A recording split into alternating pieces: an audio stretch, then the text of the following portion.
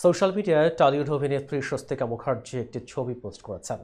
তাতে দেখা যাচ্ছে অভিনেত্রীর মাথায় হ্যাট, কাঁধে ঝোলা ব্যাগ, দুই হাতে জুতা আর চোখে মুখে স্নিগ্ধ হাসি। কোথায় তিনি আর কেনই এমন হলো, এই প্রশ্নের উত্তর দিয়েছেন স্বয়ং স্বস্তিকা, তাও আবার ছবির ক্যাপশনে। বিস্তারিত জোনায়েদ আহমেদ সৈকতের টেস্ট রিপোর্টে। মাথায় হেড, পরনে লাল রঙের শাড়ি, গায়ে হাতাকাটা আকাশি রঙের ব্লাউজ, কাঁধে ঝোলা ব্যাগ, চোখে মুখে লেগে আছে উচ্ছলতা, দুই হাতে জুতা। ফেসবুকে পোস্ট করা একটি ছবিতে এমন লুকে দেখা যায় টলিউড অভিনেত্রী স্বস্তিকা মুখার্জিকে। ছবিটি ফেসবুকে পোস্ট করার পর নেটিজেনরা স্বস্তিকা মুখার্জির রূপের প্রশংসা করছেন। কেউ কেউ প্রশ্ন তুলেছেন, জুতা হাতে কেন দাঁড়িয়ে আছেন স্বস্তিকা? একটু খেয়াল করলেই এ প্রশ্নের উত্তর পাওয়া যায় এ ক্যাপশনে। অভিনেত্রী সোশ্যাল মিডিয়ায় সেই ছবি পোস্ট করে লিখেছেন, মায়েরা যেটা সব থেকে ভালো করতে পারে সেটাই করছি।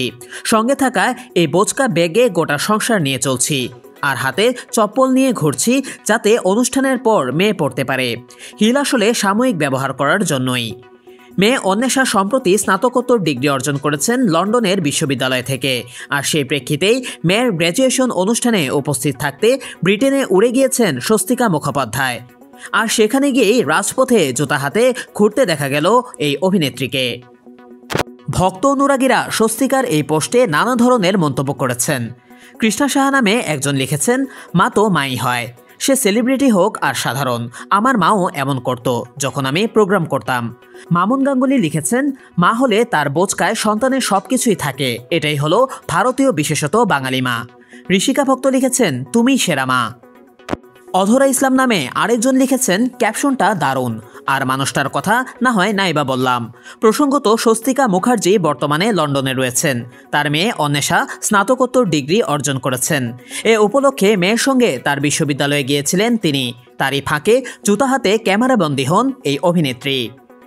1998 সালে জনপ্রিয় কলকাতার রবীন্দ্রসঙ্গীত শিল্পী সাগর সেনের ছেলে প্রমিত সেনকে বিয়ে করেন স্বস্তিকা মুখার্জি।